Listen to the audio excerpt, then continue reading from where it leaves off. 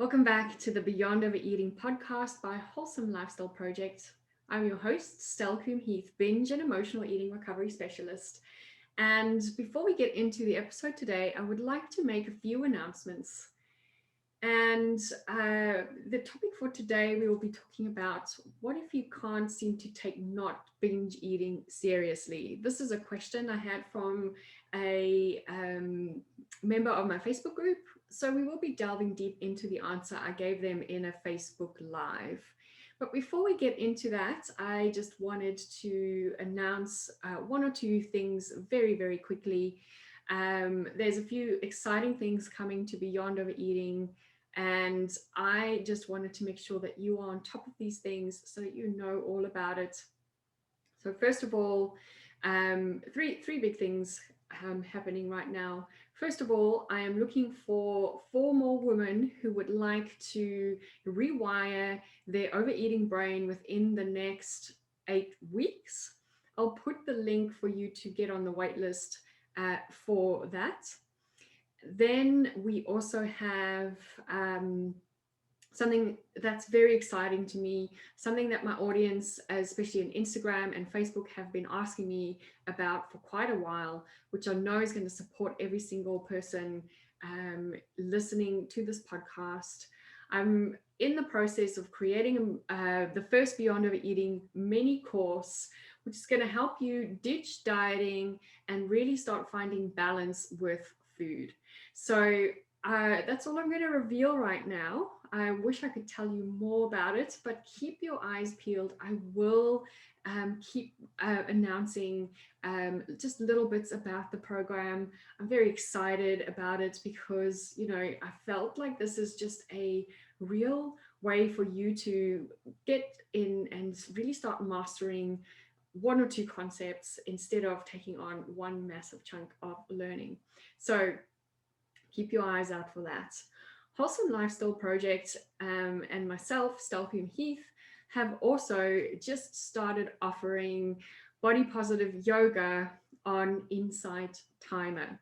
So I'd love for you to come and follow me on Insight Timer. Come and join me for those yoga sessions. These sessions will be for all levels of yogis. So don't worry, you don't have to be flexible. You don't have to have done yoga before.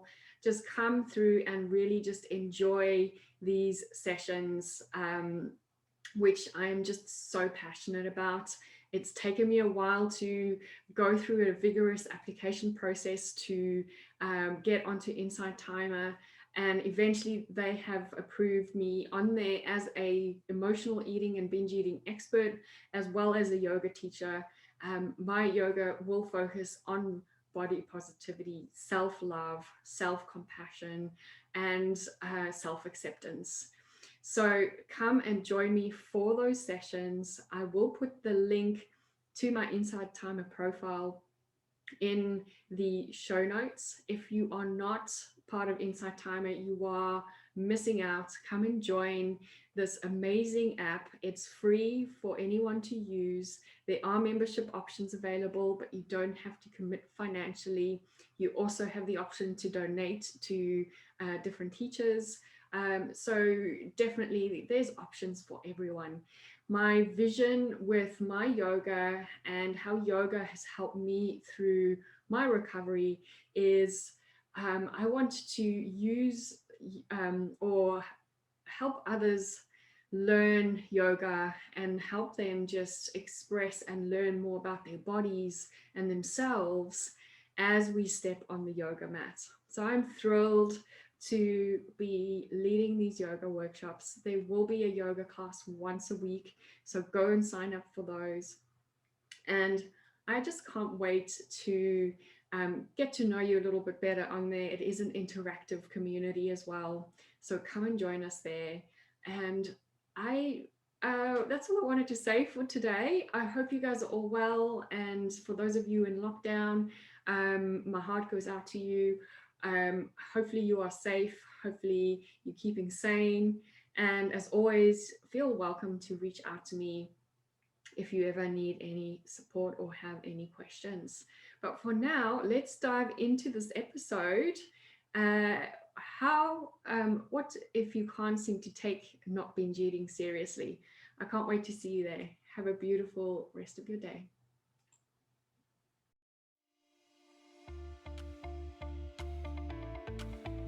Welcome to Beyond Overeating by Wholesome Lifestyle Project, the Overeating podcast, where I'll be showing up weekly to share with you what I've learned during my binge eating recovery, helpful tools such as yoga, mindfulness, and energy medicine. My name is Stel, and my purpose is to inform and educate so that you can fast track your recovery in healing your relationship with food and finally trust yourself around the peanut butter jar. Join me as I share top tips, my struggles and triumphs to help inspire or just entertain. Remember, there's nothing wrong with you if you can't stop overeating. That's why I'm here to guide you along the way. Or Insta and Facebook to line up, and I think we are live.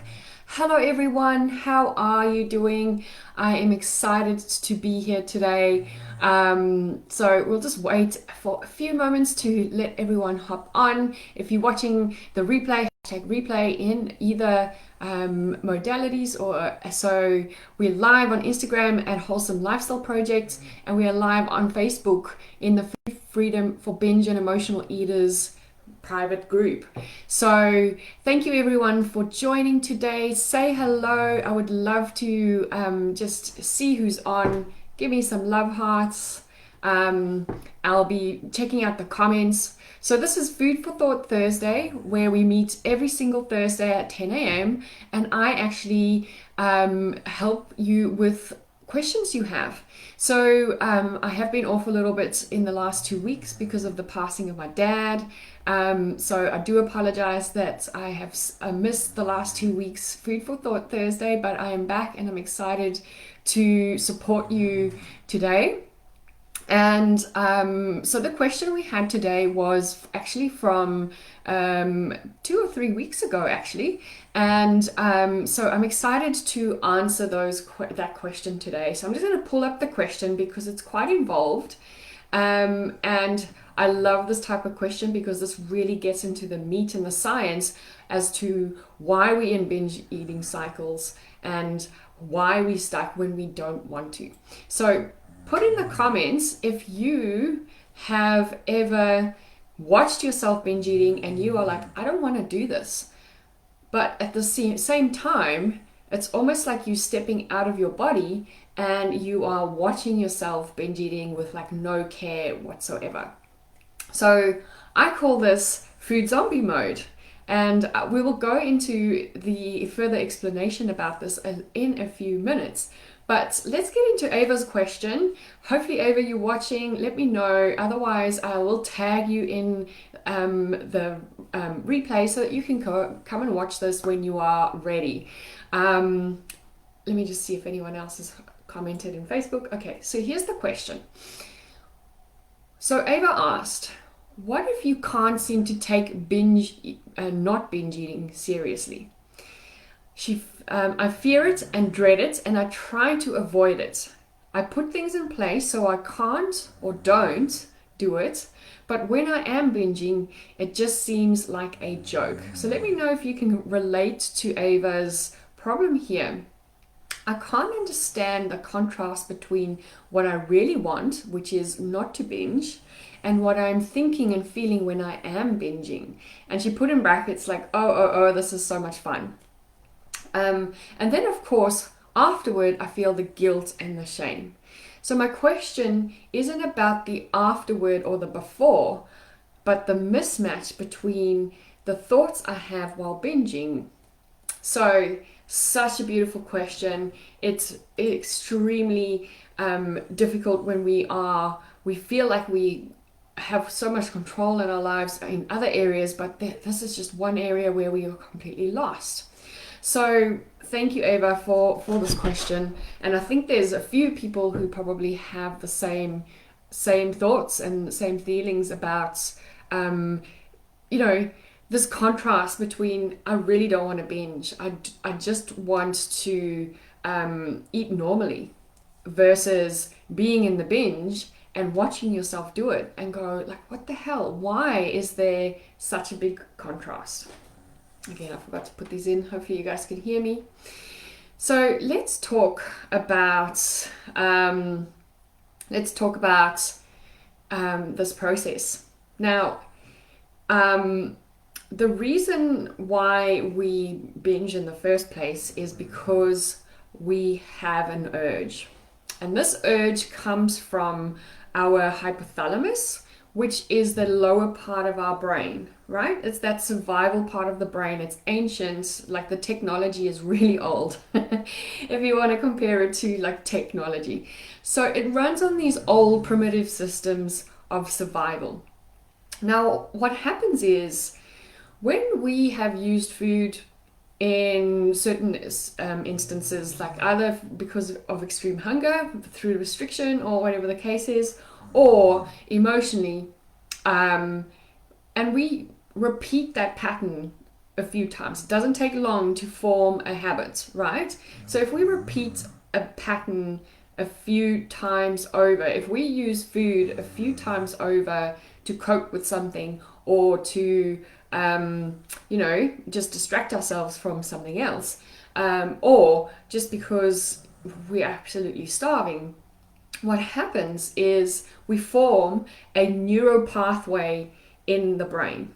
So this survival part of the brain says, oh my gosh, in order for me to survive, in order for me to cope with my emotions, in order for me to feel okay in the day, I need to binge eat. So it forms this, and in yoga we call it samskaras, which is like a little, if you think about a footpath, if you keep walking the same footpath, so the footpath is basically binge eating. So if you binge eat on the same path every single day for a few weeks or a few days, what's going to happen is you are going to have this groove that forms in the brain, right? And as you repeat behaviors, this groove becomes deeper and deeper, and eventually that groove becomes the default, and that is what we call a habit, right? So we have this habit where we don't have to automatically think about things. So Dr. Joe Dispenza talks about the things that we do every single day. He's an amazing neuroscientist, and he talks about habits that are just so ingrained we don't even think about it. They are habitual thoughts, habitual behaviors, and habitual emotions that we evoke in our bodies. And so binge eating is one of those behaviors that we have repeated just so many times that it becomes an automatic behavior. So here we are, we don't want to binge eat.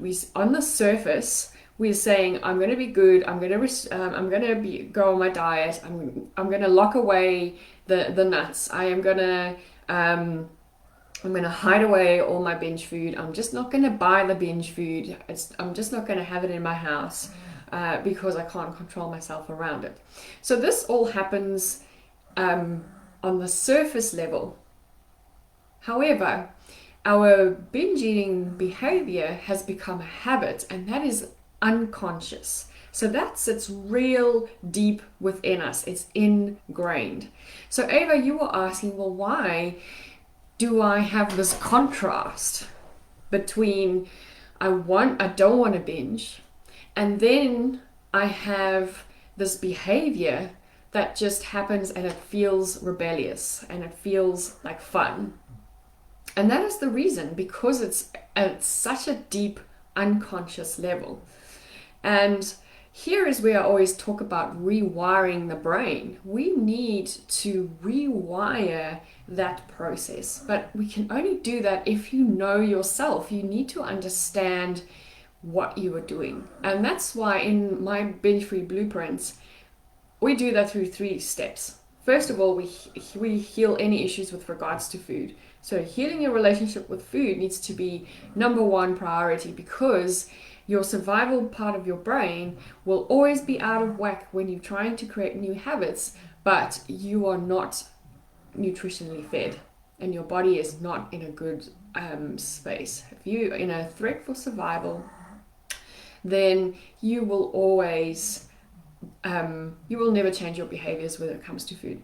So heal your relationship with food is number one. Number two is heal emotional wounds. Go and understand why you're behaving, or where this behavior has started. And from that, that's what we call in cognitive behavioral therapy, we call that an activating event. An activating event can even be something current, like I might stump my toe, or currently going through a mourning process with like my dad passing away. So that is a current event, but that could lead me into binge eating, right? So the reason why we have this contrast is because we are trying to fix things at a surface level, but the real work needs to start deep underneath the surface. Now, here's why we can't easily make that happen. And this is the most important thing, is our body is, or our minds, our brains, is this amazing like computer system. It learns by repetition so that you don't have to think about it. So if you can imagine, when we use our arm, right, we pick things up and put it down without even having to think and command muscles, right? So I didn't have to tell my my finger joints to bend, grip the mouse. I didn't have to tell my wrist to lift the mouse. It's all an automatic thing, right? So, and the brain does that because it wants to make things easy. And when things are easy, then we can do more things because we have perfected through repetition. So we have perfected binge eating through repetition. And now we are saying subconsciously, I want to stop binge eating. I want to make sure that I eat healthy. But that is hard work. That is not a habit. That is a surface level wish or goal that we have. So when we have the surface level wish, we don't really have the capacity, or the brain is going to fight you every single time on things that are not easy. So what's easy currently for you is binge eating. What's easy for you currently is just choosing to be in that binge eating path and almost do nothing about it. So we sit in a space where we like, oh, I want to change my binge eating behavior, but I'll start again tomorrow, or I'll start again when things get really bad. I don't really have such a big problem with it. I think I'll sort it out when it gets even worse. That's all our mind telling us and trying to convince us to stay in a path that's easy. And currently the binge eating path is the easy path. So that's where my third pillar of the binge-free blueprint is all about rebuilding habits that actually take you on a different path. So hopefully this makes sense, Ava. If anyone else has other questions about this, pop them in the comments or pop them just underneath this video wherever you're watching, because this is quite an in-depth topic. It is quite scientific. But to summarize, the reason why we are in conflict with binge eating and not wanting to binge eat is because binge eating has become an ingrained habit, and the not wanting to binge eat is a surface level goal that we've got currently. So in order for us to actually make our dream of not binge eating possible, we need to go deep down into the surface. That is scary. Your brain's going to resist as much as possible to not take that route. But eventually, through my experience with working with clients, if we start with the 3 foundations, make sure that you've healed your relationship with food. Make sure that you have healed your emotional wounds and your activating events that I spoke about earlier. And then only can we form habits that last. So I would love to actually send everyone a copy of my How to Heal Your Relationship with Food training. So comment webinar below this, and I will send you the link to the replay to my latest training that aired on Wednesday. Have a beautiful day, everyone. If you still have questions, pop them in the comments and I will support you just in Messenger after this. For those of you watching on Instagram, come and join our Food Freedom for Binge and Emotional Eaters Facebook group. For those of you on Facebook, come and join us on IG. So I'm on both those spaces. I'm here every single Thursday. Put it in your diary. Thursday, 10 a.m. Melbourne, Australia time, AEST. You might just have to look at World Time Buddy to convert that time. Lovely. I will definitely send you that webinar. Amazing. Thanks everyone for joining. Have a beautiful week. Thank you so much for all your support during this difficult time. And I'll see you next Thursday. Bye everyone. Let me just end Facebook and then I'll end this one.